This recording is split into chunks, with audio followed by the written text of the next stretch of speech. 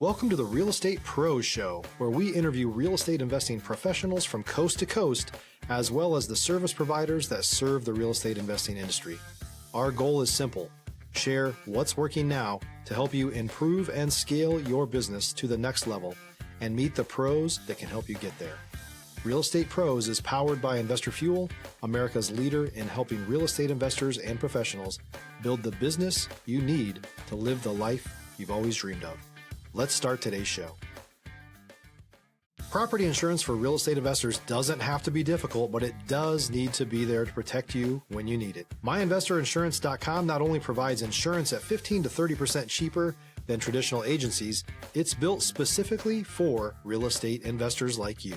You can set up an account in about 2 minutes, get quotes on properties, turn on and turn off insurance for your fix and flip or rental properties in around 2 minutes without having to talk to anyone directly, all through our portal. There's no better way or faster way to make sure you've got the coverage you need to protect you, and no more lengthy policies either.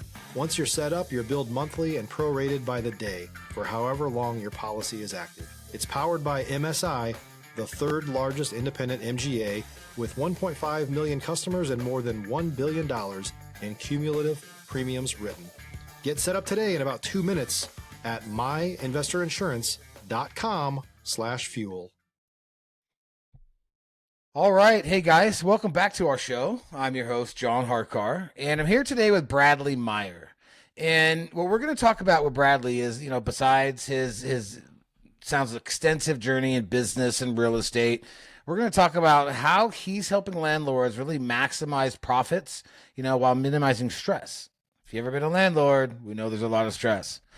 Remember, guys, at Investor Fuel, we help real estate investors, service providers, really all real estate entrepreneurs 2 to 5x their business. We provide tools and training in the community to grow the business you want to grow, which helps you in turn live the life that you always dreamed of. So Bradley, hey, welcome to our show. Hi, thank you. Pleasure to be here. Yeah, thank you very much. I'm excited to talk about how you minimize stress. As a landlord, I know of the stress, but I want more money. And, there's always that conundrum.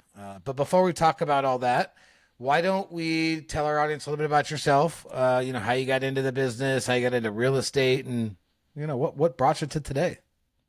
Actually, it's kind of a unique story. I got into the business in the 7th grade. So, yeah, 7th grade. You can tell I'm kind of old, so I got like 5+ decades in it. Was living in the San Francisco Bay Area. Family was living in an apartment complex, and they had a maintenance guy who, I guess the nice way to say it, has had a tendency to have hydraulic lunches. And this particular apartment complex had an underground parking area, an underground lobby, and then the first floor had like the swimming pool and first floor apartments. And it was an open patio thing. And instead of him typically sweeping out the underground parking, he decided to take a fire hose, and after there was about 4 inches of water in that and the lobby and the elevator, he realized there was no drains. So when the owners and the property management company showed up, and I'm like this, pardon my language, smart-ass 7th grader, I just kind of looked around and saw in the driveway there were drains, but there were 2 speed bumps, and said, well, why don't you guys just knock a hole in the speed bumps and the water will go out into the drains? And the owner turned around, looked at the property manager, and said, you figure out how to hire this kid and fire that other guy. We'll talk later. And he walked off. Wow, that's cool. Yeah, and I'm like, damn, I was sometime I keep really good a job. You keep your mouth shut. Now you got to go to work. Yeah, now I got to go to work too. So that was my entry into the business, and then just kind of worked other apartment complexes and stuff growing up. Had some friends that worked for a company that was building and developing large-scale multifamily units, and was destined to be a carpenter, passed the apprenticeship program, all of that. And then when I got out of high school, nobody was building anything, and they were like, hey man, you want to come to Nevada with us and help us do this punch list on this 260 unit apartment complex? They got a swimming pool. Stop living on an island and join the #1 mastermind in America for professional real estate investors. Investor Fuel is a community of hundreds of the nation's top investors working together to build stronger businesses and better lives. In addition to the amazing community of real estate investors acting as a board of advisors for one another, Investor Fuel members have access to 100% funding on purchase and repairs for our members only, a health insurance program, and benefits and discounts that more than pays for the membership of most of our members, meaning it's actually costing you money to not be a member of Investor Fuel. If you're looking to scale your business and build a business that allows you to live the life of your dreams, please visit investorfuel.com today and book a call with our team. Indoor, outdoor pool and jacuzzis, and we get free rent and $1,200 a month. Was this in Vegas? No, it was in Reno. Reno, okay. Which was a blessing because Vegas probably wouldn't have been healthy.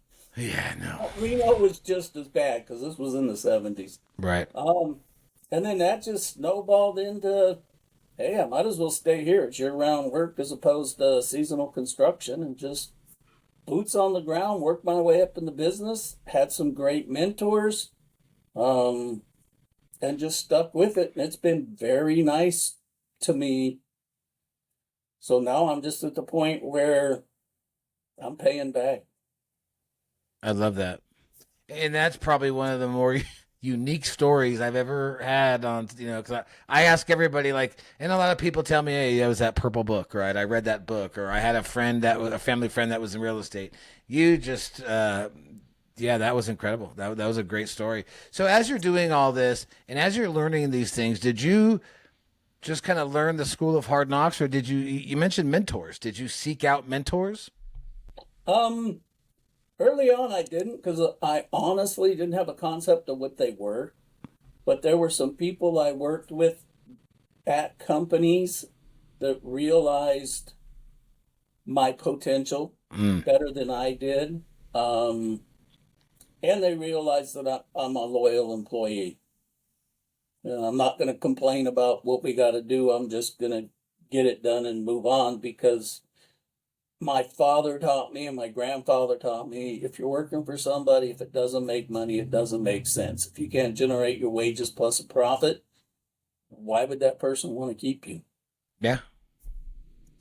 I don't know. What benefit are you to that business? Yeah. I mean, that resonated with me because I watched friends that would complain and slack, and there's plenty of work and they're getting laid off. And I'm like, okay, yeah, I get it. As you grew and learned and you kept kind of going and going up the ranks, like, what were some of the struggles that you ran into? Or just, was it just the learning process? Was it what were some things that you kind of hit hurdles in, or roadblocks? Some of the harder things to learn for me was at the multifamily investment level. Seeing the bigger picture as I was early in my career, like first starting to be senior maintenance person / assistant manager, how, for lack of a better way to put it, how replaceable and disposable we were with new management. No, I wasn't seeing the big picture of investors will keep a property 5 to 7 years and then sell it, and then a new management company will come in. And instead of, and I later on thought this was the most unintelligent thing to do, they would just get rid of all the staff and bring in new staff that knows nothing about the property. You want to get new managers and you want to get different lease up and marketing people because you think it hasn't been handled the way you can do it? Great, but don't fire the maintenance guys and the custodial staff that knows how everything works and how everything is and whose tenant's a pain in the butt and who's trashing the place and who's taking care of the place and who's going to tell you what happened over the weekend. You killed your resources. Mm-hmm. Well, you're going to take a bunch of time to train a bunch of new people. So you're just kind of going, you're taking steps backwards. You're not improving anything. Yeah, exactly. And it took a while to grasp that with some companies that they were just like going to be that way.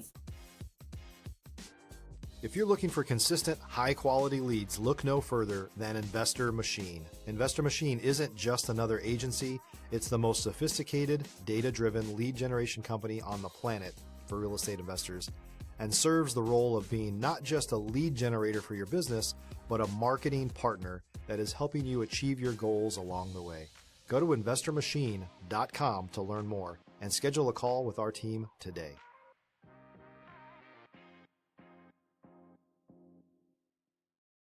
Yeah, I transitioned into subsidized housing, and that was a bit of a learning curve, but very educational. I had some good mentors there. Why was it important for you in some situations to have a mentor? They could show me the things that I couldn't see. They could point out the flaws in the way I did things, but the way they did it wasn't critical. It was beneficial and presented to like, you do it this way. However, if you got the big picture and learned to do it this way, you could be more beneficial to the people that hired you. You would be a better asset. You wouldn't be replaced, you would be moved. Yes. And that's big, right? Make yourself, irreplaceable. And be able to be able to say, hey, like, look, you might not be good at this spot, but look, I'm keeping you here. I'll move you over here. I'll do this. Yeah, that type of person. Yeah, you're coachable. You'll listen. You'll grasp a concept. And in that business, typically you never rented a house or an apartment. So when you lost a job and had 24 hours to pack your stuff and go, you had nowhere to go. Right. You had a friend that was living in their own place or renting something. You were like, well, I don't got a job. How do I rent something? I don't know. So like learning to be indispensable. Yeah, 100%. I think that is one of the biggest traits, and along with coachable. I think those two run hand in hand, because if you're coachable, they're going to coach you to be indispensable, right? Because they're going to tell you everything they want you to do, and if you do it all and you do it great. So let's talk about what's your business now, because I really like the conversation we had prior to the recording, with this new software and stuff that you have. So you said you own a brokerage, okay? Yes.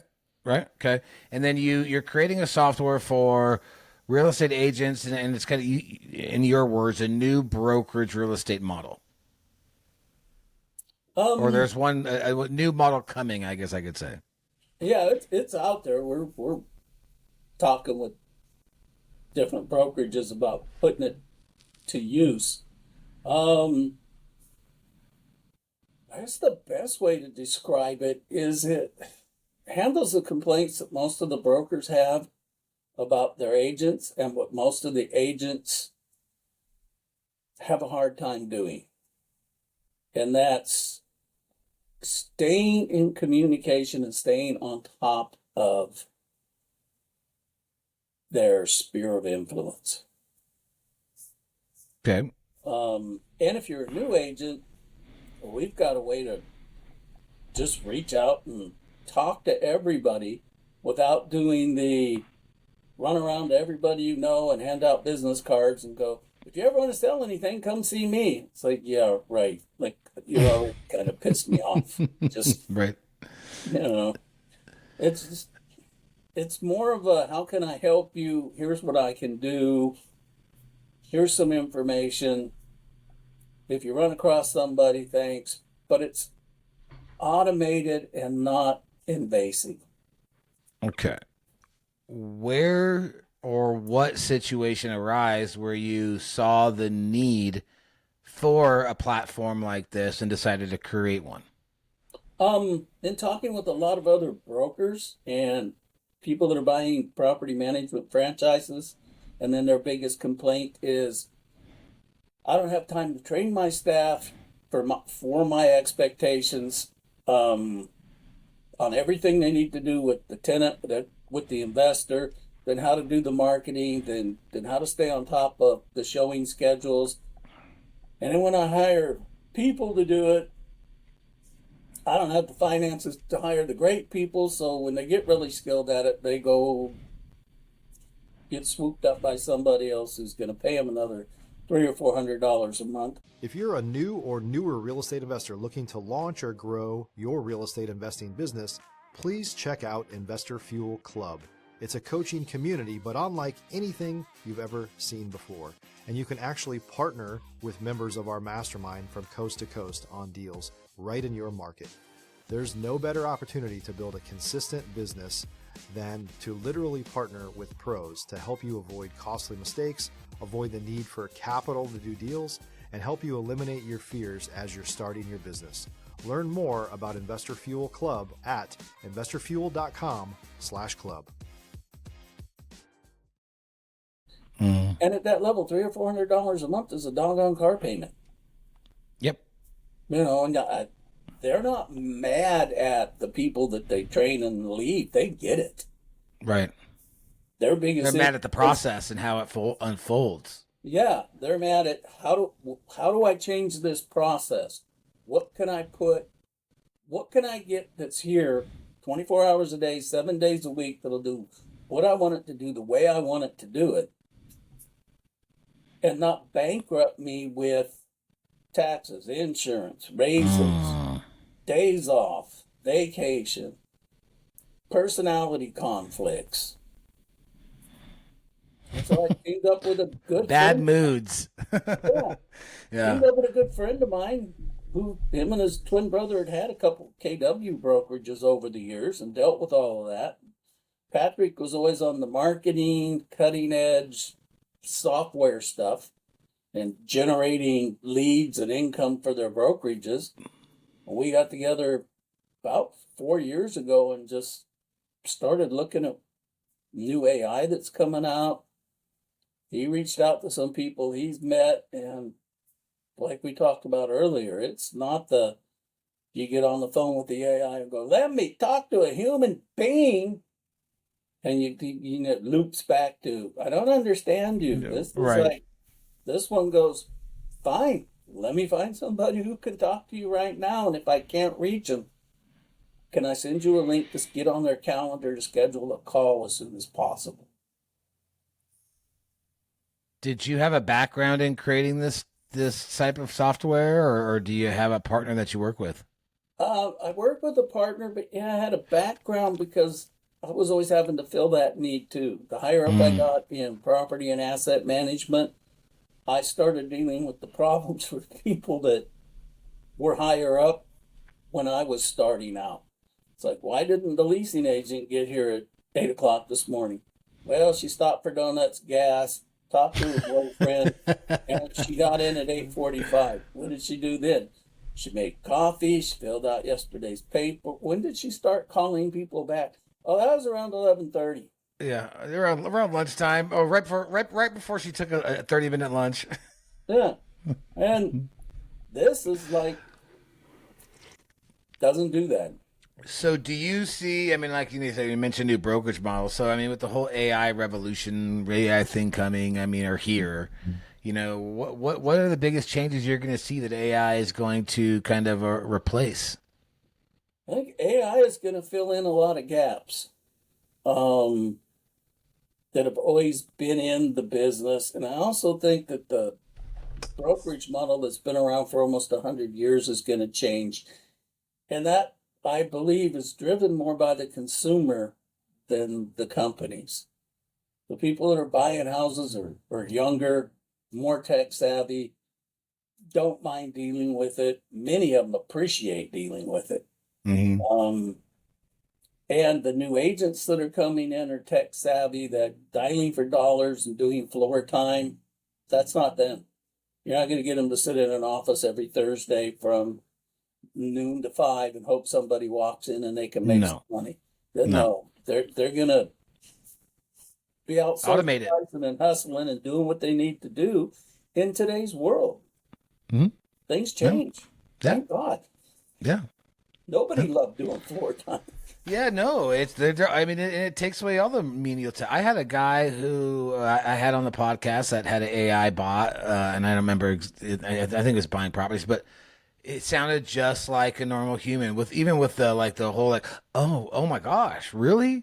Just the way that whole sounded like a normal person would react. It's incredible. So, yeah, I see it replacing a lot of stuff. What other changes do you think it's going to impact or things it's going to affect?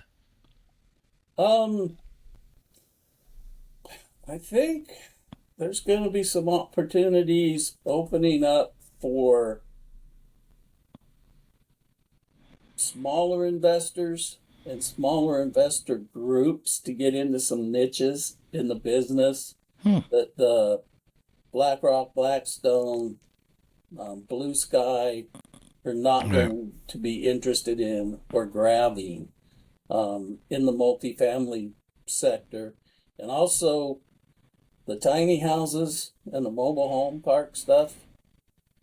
I mean, there's guys that have been making bank on that for decades. Yeah. And now people are starting to look at it going, well, yeah. And where I'm at in East Tennessee,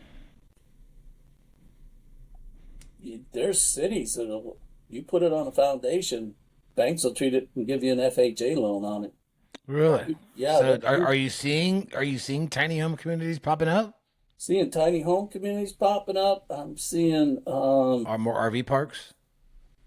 some RV parks, but I'm also seeing some of the mobile home manufacturing people team up with a buyer and like, you got a lot. We'll do everything. We'll do all the development work and drop the house on the lot for you. We just need a small amount down to get going, and then escrowed payments through setting your house on your lot. And I'm seeing cities being more receptive to that because once they're on a solid foundation, they're going, hey, that's a house. We can That's a tax house. Yeah, it's tax real property. that like it's a house. It's real property.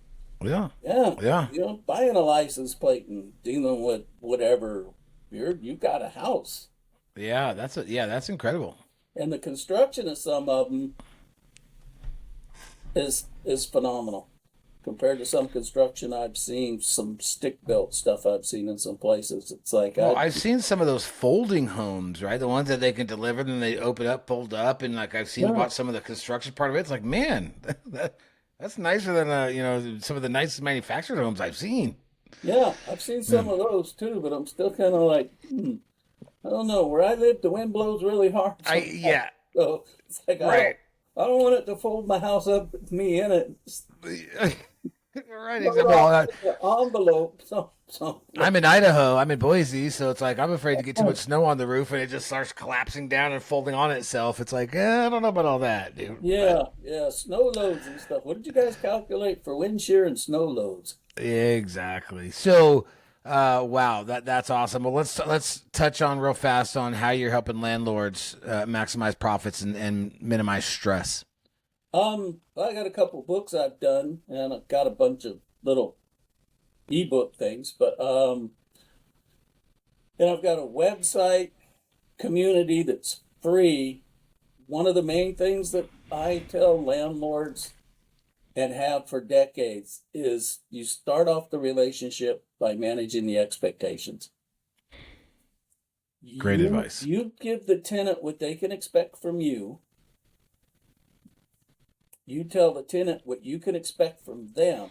When you two agree on that, when there is a problem, and there will be problems, this does not eliminate problems, but this does set a foundation. We're having a conversation and not a screaming match. Right. And you got to let people vent, but it's like you sit down and the tenant's complaining about something and you go, well, I understand your point of view, but can you show me where, when we sat down and agreed on the expectations, where you got that expectation, where I wasn't clear on making you aware that that's not something I can do? Mm. And vice versa. When the tenant's late with the rent, it's like, remember we agreed the expectation was if you don't have any money, you're going to call me, and you said, yeah. Right. You thought that was fair, and then you ghosted me. And now I got this $45 an hour off-duty sheriff in uniform pounding a notice on your front door and you're freaking out. I'm going, this is exactly what I told you I would do. Why did you expect me to do something different? See, that's exactly, it's communication. Call me. Talk to me. Yeah. You know? Communication and expectations. That's huge. Setting that precedent, right? Knowing the rules, knowing the boundaries, knowing what's going to happen and what the consequences are. Yeah. Then they can't say, you never told. Yes, I did. Yes, I did. Yes, and I give did. People, like on the website thing, I give people what I call a landlord tenant handbook.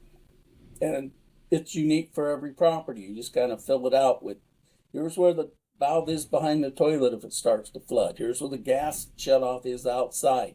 Here's your phone company, utility company, all of that. It's in there along with, here's the number to call for maintenance. Here's when your rent's due. Here's what your late fee is.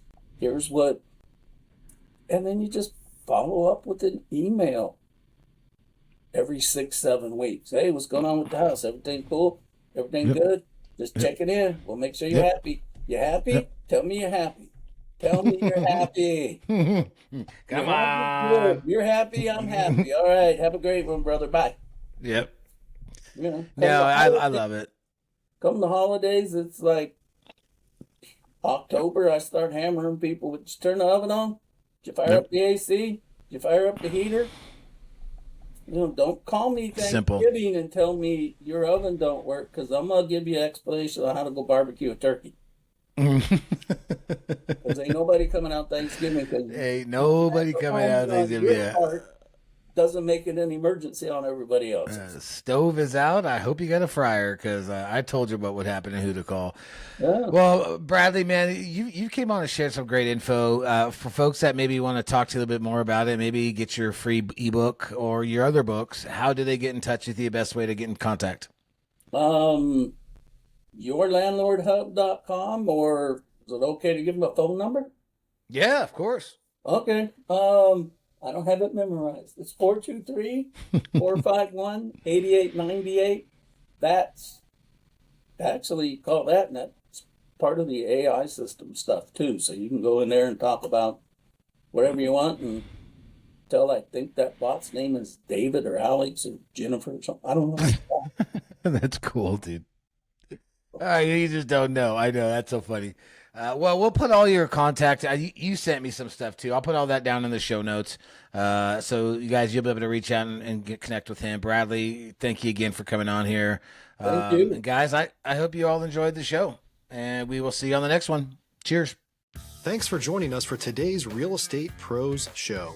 You can learn more about the amazing benefits of the Investor Fuel Mastermind community, including surrounding yourself with hundreds of other rock stars, 100% financing for your deals, and members-only discounts from vendors you're likely already using that, as a member of Investor Fuel, will save you more than the cost of your membership. Visit investorfuel.com to learn more. If you're interested in joining us as a guest of this show, please visit investorfuel.com/pros to apply.